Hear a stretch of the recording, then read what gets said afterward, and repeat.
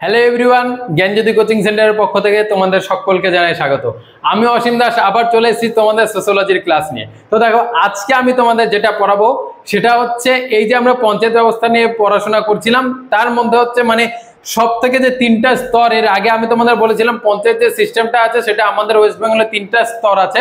ঠিক আছে, এই তিনটা স্তরের মধ্যে একদম ওপরের যে লেভেলটা, উপরের যে স্তরটা আছে সেটা কি আমি বলেছিলাম জেলা পরিষদ। এই জেলা পরিষদ নিয়ে কিন্তু আজকে আমাদের আলোচনা।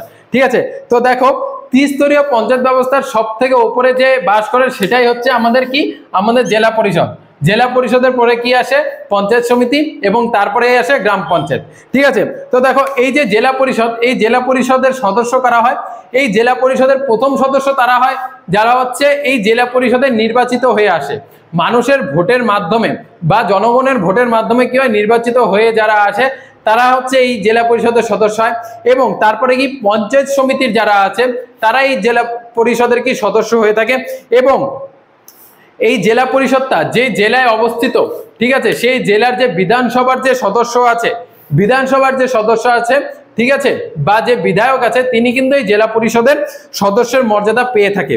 এবং এছাড়াও জেলা স্তরের যে আধিকারিকরা আছে, যেমন স্বাস্থ্য আধিকারিক, কৃষি আধিকারিক, শিক্ষা আধিকারিক এবং বিভিন্ন ইঞ্জিনিয়াররা থাকে। ঠিক আছে, এই জেলা পরিষদে থাকে। তো এই যে স্বাস্থ্য আধিকারিক, এই যে ইঞ্জিনিয়ার, শিক্ষা আধিকারিক, কৃষি আধিকারিক, এরা হচ্ছে আমাদের জেলা পরিষদের অংশ। ঠিক আছে, এছাড়াও আমাদের জেলা পরিষদে, ঠিক আছে, মহিলাদের জন্য যে নির্বাচনটা হয় সেখানে কি মহিলাদের জন্য এবং এসটি এসসিদের জন্য সিট কি করা হয়, সংরক্ষণ করা হয়। এবং জেলা পরিষদের চেয়ারম্যান কি হয়? জেলা পরিষদের চেয়ারম্যানের কথা কি বলেছিলাম আমি, তাকে কি বলা হয়? সভাধিপতি। একটি চেয়ারম্যান তো বলা হয় না, তাকে বলা হয় সভাধিপতি, যিনি এই জেলা পরিষদের হেড। ঠিক আছে, তিনি কি মানুষের ভোটের দ্বারা নির্বাচিত হয়ে আসেন। এবং এই জেলা পরিষদে যে সদস্যরা নির্বাচিত হয়ে আসেন বিভিন্ন এলাকার থেকে, সেই সদস্যদের মধ্যে একজনকে কি করা হয়? সভাধিপতি, এবং একজনকে সহকারী সভাধিপতি।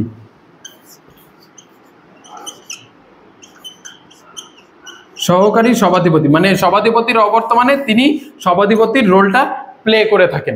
ঠিক আছে, এবং এই জেলা পরিষদ কি করে? এই জেলা পরিষদ আমাদের যে গোটা জেলা, এই গোটা যে জেলাটা আছে, মানে আমাদের যে পশ্চিমবঙ্গের যে জেলাগুলো আছে সেই প্রত্যেকটা জেলায় কি আছে? জেলা পরিষদ আছে। এবং এই জেলা পরিষদের কাজ কি? প্রতিটা জেলার উন্নয়নে নিজেদেরকে ব্রতী করা। ঠিক আছে, মানে যেই জেলা পরিষদে আছো সেই জেলা পরিষদের হেড অফ দ্য ডিপার্টমেন্ট হচ্ছে সভাধিপতি। এবং এই সভাধিপতির উদ্যোগে এবং বিভিন্ন যে দপ্তরগুলো আছে সেই দপ্তরগুলোর সহায়তায় কি করা হয়? প্রতিটা জেলার উন্নয়ন করা হয়। ঠিক আছে, এই যে উন্নয়নটা করে সেটা কি? এই যে আমাদের গ্রাম পঞ্চায়েতের যেটা কাজ, আমাদের গ্রাম পঞ্চায়েতের যেটা উদ্দেশ্য গ্রামীণ উন্নয়ন, সেটা কি প্রতিটা জেলায় এই জেলা পরিষদ থেকে সংগঠিত হয়ে থাকে। ঠিক আছে, এই ছিল ছোট্ট করে তোমাদের জেলা পরিষদ। তো জেলা পরিষদ থেকে আরো বিস্তর জানতে হবে, তার জন্য কি করতে হবে? আমাদের জ্ঞানজ্যোতি কোচিং সেন্টার জয়েন করতে হবে। দেখো, এখানে দুটো নাম্বার দেওয়া আছে, 6295916282 এবং 7076398606। এই দুটো নাম্বারে তোমরা আমাদের সাথে জয়েন করতে পারো এবং আমাদের এখান থেকে অনলাইন ক্লাসেস এবং পিডিএফ এর মাধ্যমে তোমাদের পড়াশোনাগুলো করে নিতে পারো। ঠিক আছে, তো দেখা হচ্ছে নেক্সট ভিডিওতে। Thanks for watching. Thank you.